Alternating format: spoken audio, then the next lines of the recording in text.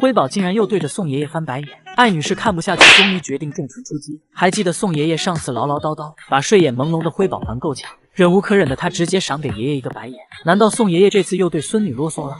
这天辉宝刚刚喝完盆盆奶，本想给孙女插嘴的宋3岁突发奇想，他竟然拿起毛巾搁在小家伙头上，做了个卖火柴的小女孩同款发型。这操作可把灰灰给整无语了，心想多大年纪了还这么幼稚。辉宝见爷爷还是不依不挠，于是直接翻了个大大的白眼。看样子他对宋3岁的忍耐已经达到极限。然而这小家伙刚被折腾完，就来找爱宝妈妈撒气。只见辉宝一记猪猪猛冲跑过来，上来就给老妈连续3个大逼斗，甚至还是跳起来打的。有野心的灰灰不肯服输，用自己的毛拳头不断挑衅着老妈。忍无可忍的艾女士终于反抗，心想这是你自找的油不得老娘了。于是她叼着闺女的脖子，一个过肩摔就把辉宝给整懵了。不过此刻的辉宝依旧不死心，还试图反抗妈妈的压制，扳回一城。气得爱宝直接把闺女扇飞了。辉宝终于能理解福宝姐姐被老妈的巴掌扇飞1米远的感觉。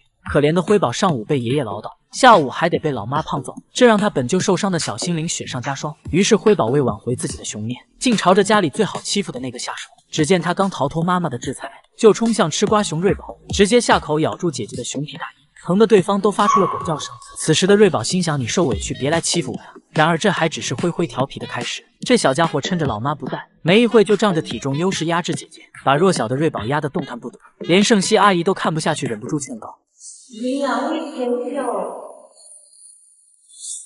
他起码这样的，不过调皮的辉宝才听不进去，没一会又和瑞宝扭打起来。这小家伙发挥自己的大头优势，用大脑袋直接把姐姐重重压制住，气得瑞宝用毛拳头扒拉着，甚至还动嘴咬妹妹。可无论他如何反抗，都是无济于事。可怜的瑞瑞只好接受妹妹的体重压制，并且脾气大的辉宝还经常化身小醋精，只要看到妈妈给姐姐喂奶，这小家伙必定会上前捣乱。以前顶多是在妈妈喂奶时各种打扰，这次辉宝居然捂住姐姐的嘴不让对方吃饭，如此霸道也不知道随了谁。估计福宝也赶不上辉宝的臭脾气，直到看见小伙伴放弃玩耍陪伴萌兰，才知道熊猫之间友谊同样让人感动。小时候的萌儿深陷骨髓炎的烦扰，所以当其他小熊出门放风时，他只能独自一熊待在宿舍。小家伙看着朋友们远去的背影，很是伤心，于是哼哼唧唧的向奶妈求助。此时的小伙伴们还在外场肆意玩闹着，丝毫没想起来还在流淌的萌兰。萌兰听到窗外嬉笑玩闹声，更加委屈，只能不断嚎叫着试图吸引小伙伴。而声音透过窗户传到了小伙伴耳边，他们听到好兄弟的声音后，立马排着队回宿舍陪着萌兰。这些小熊们本是活泼爱玩的年纪，却肯为好兄弟而放弃玩闹的机会。果然，任何生物之间都有真挚的友谊。萌兰小时候的生活颠沛流离，她打小就和亲妈萌萌分开，被迫被柯林干妈照顾。但由于对方没有奶水，导致萌萌在那段时间食不果腹。而当她长大一些后，还不幸患有了严重的骨髓炎。萌萌虽然童年坎坷又疾病缠身，但好在有这么一群真心的好朋友。因为病情导致萌兰精神不振，时常趴在场馆内独自睡觉。每当这时，庆大看到后会立马上前，还用熊扑将萌萌揽在怀里，给身体不舒服的兄弟一些安慰。庆小也同样对萌兰处处照顾，他看着三哥红肿的下巴倍感心疼。只见他趁着萌兰入睡后，就开始不断舔舐对方的下巴，就连动作也是小心翼翼，生怕吵醒萌兰。庆小甚至还充当萌萌的小弟，会心甘情愿地给萌兰当垫脚石，用自己的后背协助着大哥越狱。看见大哥趴着不动时，庆小还会上前来一套马杀鸡服务，把萌兰都舒服的咩咩叫。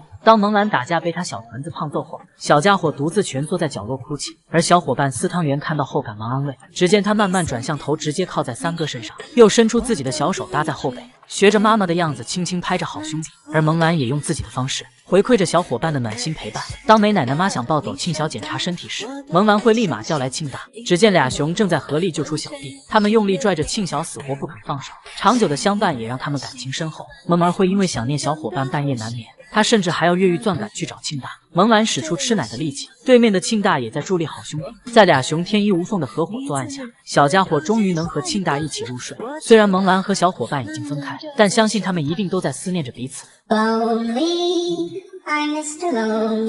胖妍这是受了什么委屈？感觉下一秒就要掉小珍珠了。自从灵妍半夜不睡觉 K 歌，还在院里弄得噼里啪啦响，就彻底激动了隔壁的麦麦。以前麦少吃笋是迪拜式炫法，每次都要里3层外3层的扒开，直到看到笋尖尖才肯停手。而麦麦剩下的边角料自然成了隔壁胖妍的小零食。不过因为俩熊彻底闹掰，如今的麦麦早已飞化成牛骨路麦。只见这小子每天拼命干饭，连地上的笋皮也得扒拉一遍，绝不便宜了隔壁的臭邻居。难怪灵妍向姨姨们卖惨，用他那欲哭无泪的小眼神装可怜。